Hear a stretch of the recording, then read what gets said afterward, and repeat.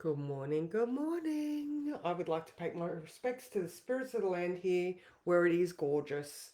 Blue skies, no wind. It's a lovely day here today. Oh, there's a few clouds, but we're supposed to be getting a lovely day all day today. So I hope it's nice wherever you are too. I haven't quite landed yet. So there's a few words, but uh, yeah, they're relevant enough. Hang on, let me just click the buttons. I've got someone there. Good morning. Thank you. Hello, Deborah. How are you? We're in this weird space, aren't we? All right, so good morning, Louise. So now I have said in the words, I haven't got them written in my book, so I just typed them out from what I was looking at. There's all of these just past aspects. All right, so we've got the moon is at 14 degrees, just past that new moon status. The Mercury is at 2 degrees, just past that Pluto. Saturn and Venus are now separating. So Saturn's at 17, Venus is at 25. Good morning, Heather. Good morning, Anita. So there's all of these experiences that we've had. Good morning, Alicia. Hope to see both you and Heather this afternoon. Um, so yeah, we're sitting in this space where everything has just occurred, and we're moving past it. We've got like for myself and for Michael, you know, we're readjusting to a new way of being without Dukes here. Like I keep seeing him, I keep hearing him, I keep smelling him, but it's all right. What does life look like now? So whatever your experience, it was big. It was Sun Pluto, it was a new moon, it was like whatever your experience is that you had, it happened. If you have done the work, observed the pattern, experienced the transit, learned the lesson, you're standing here now going, all right, what now?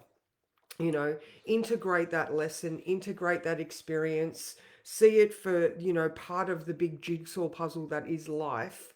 And how are you going to move on from this now?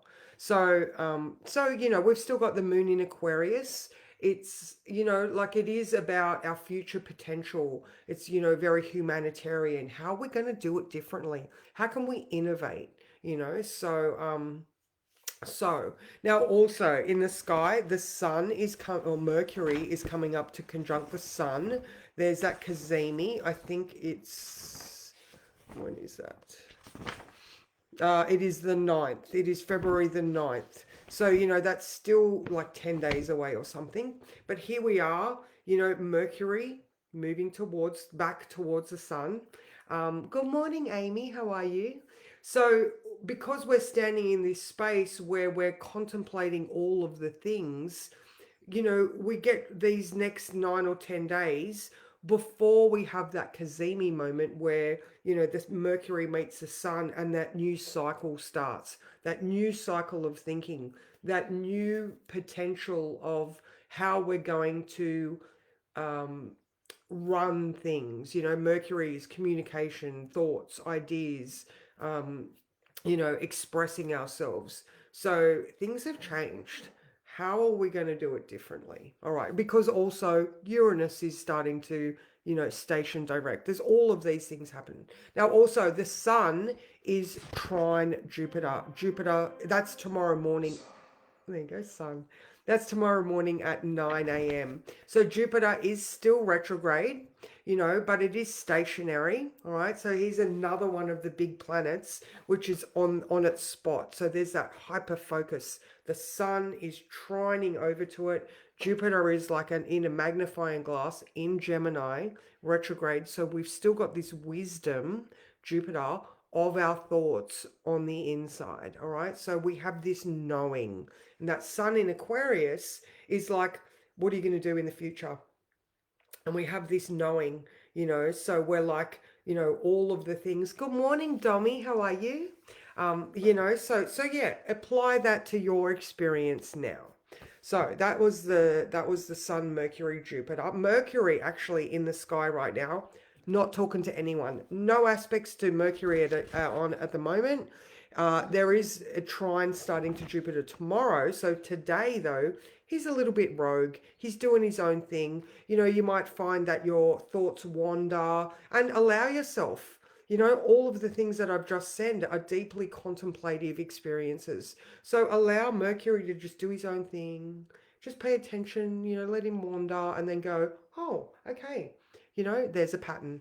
And here we are being a pattern interrupters. I did a reading yesterday and I was saying to the lady that, you know, why do we need to rebuild new roads? So I'm talking about neural pathways here, all right? So we have identified traits within ourselves. We don't actually need to rebuild a whole new highway. We can just grab that street sign and change the name of the sign of the street. All right. So when we're identifying that habit, we stop and go, oh, okay, there you are. I'm going to overlay this new belief on top of that old pathway. All right. So, you know, we don't have to struggle so hard. Sometimes habits are formed by just recognizing ourselves. That's it. And choosing the new thought. All right. So there's all of that potential in the air right now as well. All right. So, and you know, Venus coming up to conjunct Neptune, conjunct the North Node, you know, feel into that love, but take the rose colored glasses off because we don't want to, you know, this has not been a fluffy experience, you know. I mean, it's all nice and good, but, you know, Venus has learned some valuable lessons with that conjunction to Saturn as well. You know, relationships were hard work, but also really valuable. So now she's moving towards this nebulous place. Bring with them those lessons of Saturn.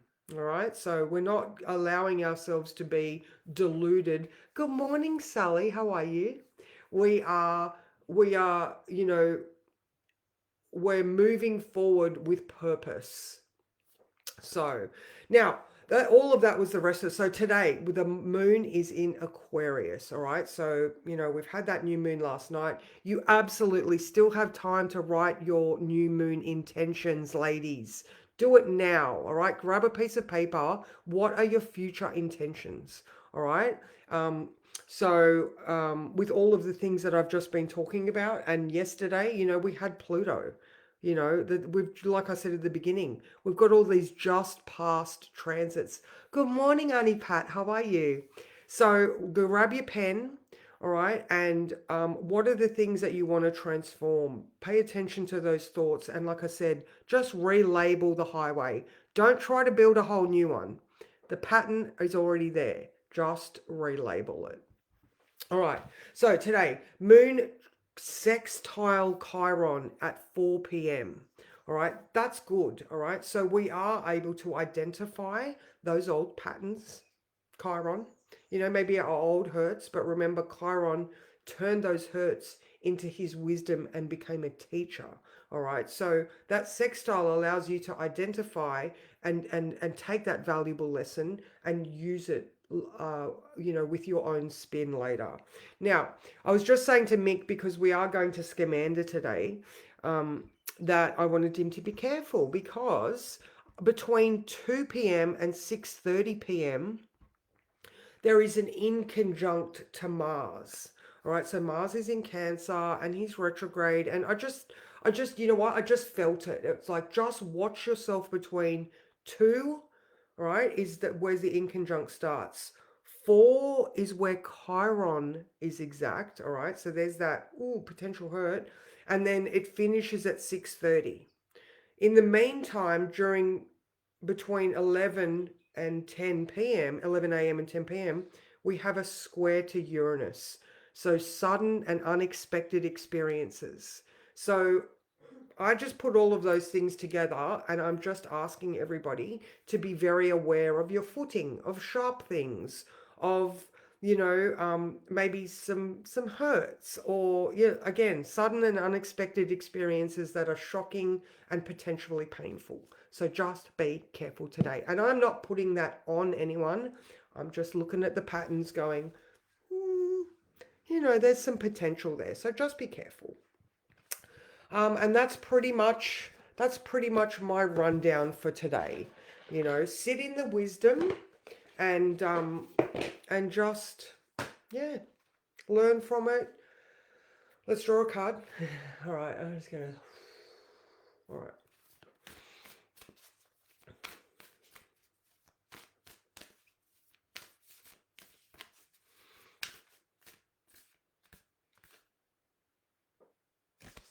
This one.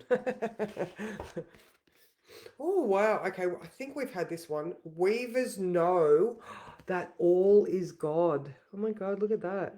Big celestial, trippy, cosmic whale looking thing. All right, so that is card number 44. Where are my glasses?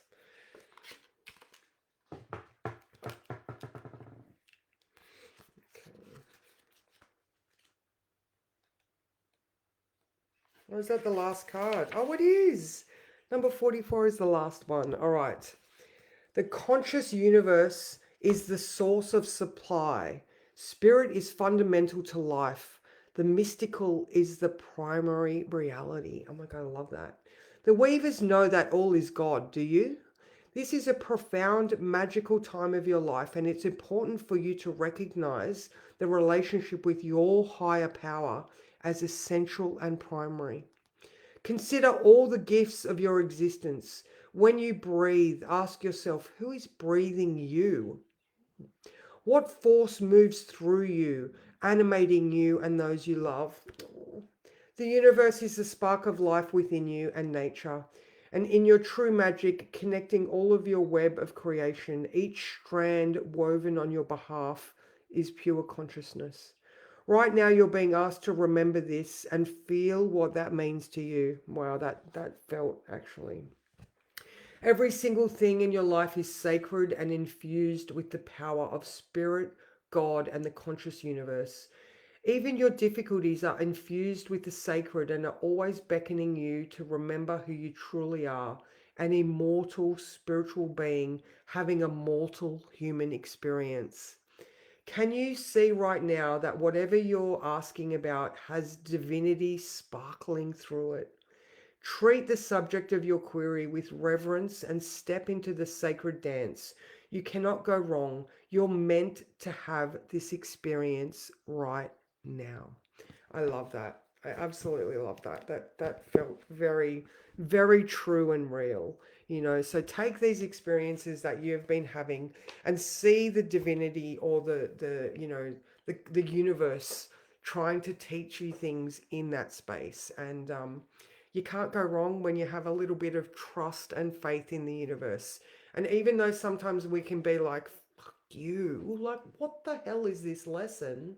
You know, it's always hindsight that we get to go, oh my God, that was so valuable. So I hope you all have an amazing day and yeah, go forth. Go do the things that are really important, like, physically looking after yourself so that your cup is full, so that you can serve the people that you love around you. So have a magical day and I will see you tomorrow. So,